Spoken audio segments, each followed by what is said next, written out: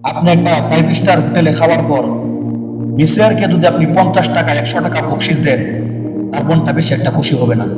আর একটা রিক্সাওয়ালা যার সাথে আপনার 10 টাকা দর হয়েছে, 15 টাকা দর হয়েছে, যে তুমি আমাকে এখান থেকে এই জায়গা পর্যন্ত তুমি আমাকে নামাইয়া দিবা, এই রিক্সাওয়ালাকে যদি আপনি 10 টাকার জায়গা বা 15 টাকার জায়গা যদি আপনি 5 টাকা বাড়াইয়া যদি তাকে 20 টাকা দেন, এই রিক্সাওয়ালা এত পরিমাণ খুশি হবে যেটা দেখে আপনার অন্তর প্রশান্তি হয়ে যাবে। কিন্তু আমরা উল্টা করি। আমার বাবার সমতুল্য বয়স, আমরা রিস্কাওয়ালারে তুই তুকারি করি, রিস্কাওয়ালা তুই যাবি, রিস্কাওয়ালাকে আমরা তুই তুকারি করি। আবার অনেক সময় বলি এবারটা বৃদ্ধ মানুষ, এবারটা বুড়া, এবারটা ভালোভাবে টানতে পারবে না, এর রিস্কার মধ্যে উঠা যাবে না, আমরা এই রিস্কার মধ্যে উঠি না। আর আপনার তো আল্লাহ পাক রব্বুল আলামিন আপনার থেকে বিবেক দিয়েছিল, আপনাকে কমন সেন্স দিয়েছিল যে এই লোক বৃদ্ধ মানুষ কিসের জন্য সে রিস্কা নিয়ে বের হয়েছে, আপনি তার রিস্কার যাবেন না, ভালো কথা।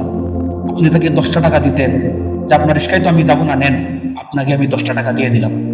এরপরে আল্লাহ পাক রব্বুল আলামিন বলে, মানুষ তো নিজের টাকায় বাহাদুরি করে করেই আবার বলে ইয়াকুল আহলাকতু মালাল লুবাদা, আমি অনেক টাকা খরচ করেছি, নিজের টাকায় বাহাদুরি করে আবার সমাজের মানুষের কাছে বলে আমি অনেক টাকা খরচ করেছি।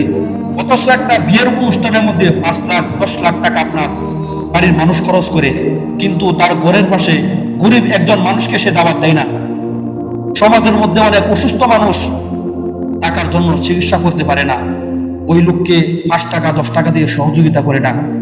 সমাজের মধ্যে অনেক মানুষ রয়েছে, তারা ছেলে মেয়েদেরকে পড়াশোনা করানোর জন্য 10 টাকা 20 টাকা একটা খাতা কলম পর্যন্ত তারা কিনে দিতে পারে না, কিন্তু তাদেরকে 1 টাকা দিয়ে সহযোগিতা করে না। আবার ইয়াকুল আহলাকতু মালাল লুবাদা, সেই অযথা টাকা খরচ তো করে করে আবার বলে আমি অনেক টাকা খরচ করেছি, মানুষের কাছে এই কথা বলে বেড়াই। অথচ বিয়ের অনুষ্ঠানের মধ্যে সবাই দাওয়াত পেল, এই গরিব ভাইকে সে দাওয়াত দিল না। কিসের জন্য দাওয়াত দিল না?